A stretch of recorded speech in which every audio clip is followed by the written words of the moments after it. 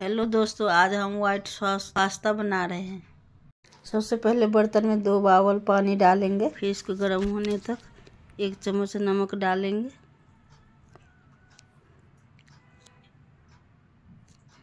एक स्पून तेल डालेंगे।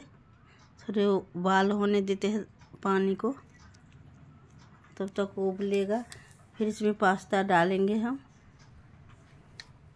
जितना बनाना हो। फिर इसको हिला देंगे चम्मच से, थोड़ा मिक्स कर देंगे। फिर एक ढक्कन लेकर ढक देंगे, थोड़ा खुला ढकेंगे। 5 मिनट तक उबल गया है। थोड़ा कच्चा 80% तक पकना चाहिए, इतना हम पकाएंगे। फिर इसको हम छान देते हैं। फिर ऊपर से ठंडा पानी से हम फिर धुल देंगे। फिर इसको सर्व करके फिर प्लेट में रख देंगे, जैसे चिपके ना। 3 चम्मच मैदा, 3 चम्मच बटर रखेंगे। अब एक पैन में लो फ्लेम पर 3 चम्मच बटर डालेंगे, 3 चम्मच मैदा डालेंगे।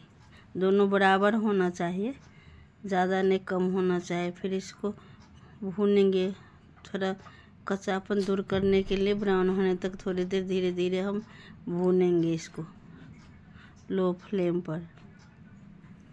अच्छी तरह से अब भून गया, इसमें खुशबू आने लगे हैं, तब तक हम भूनेंगे धीरे धीरे मिक्स करके।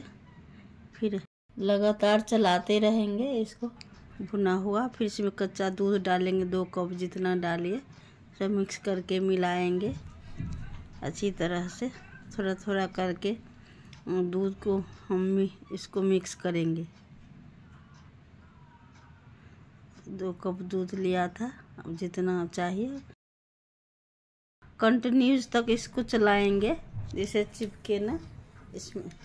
अब थोड़ी आधी चम्मच नमक डालेंगे, काली मिर्च भी डालेंगे आधी चम्मच। इसे अच्छी तरह से पकाएंगे मिक्स करके। 2 मिनट तक कढ़ाई में 2 चम्मच तेल डालेंगे।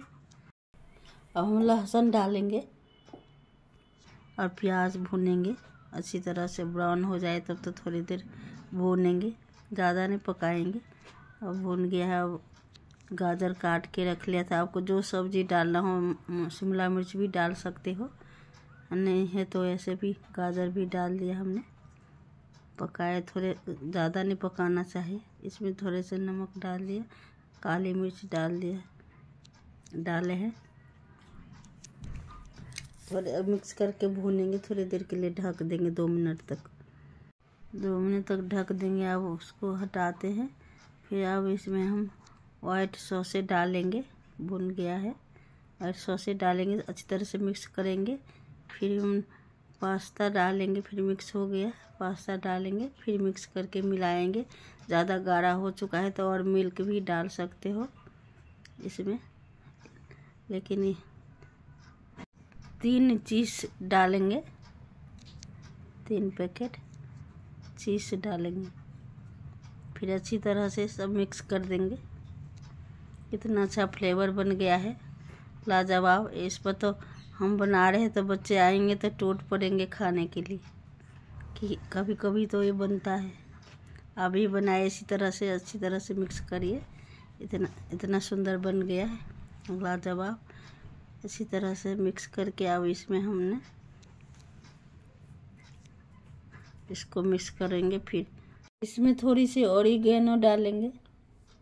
फिर अब इसमें चिल्ली फ्लेक्स डालेंगे। अब हम मिक्स करेंगे और 2 मिनट पकाएंगे। सर्व करके अब खाएंगे। देखिए कितना लाजवाब बन गया है। आप भी बनाए इसी तरह से। धन्यवाद।